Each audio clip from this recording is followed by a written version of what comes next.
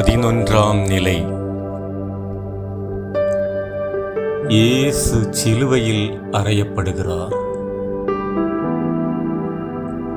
ஆணிகள் கைகளையும் கால்களையும் குத்துகின்றன.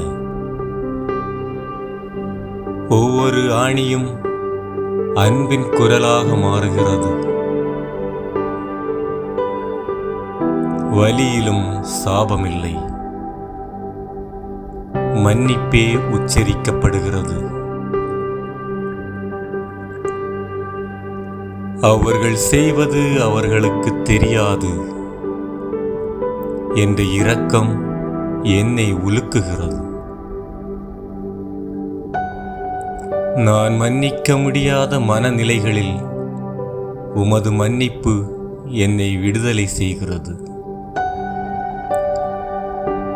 சிலுவை பழிவாங்கல் அல்ல, அது மன்னிப்பின் ஆசனம்.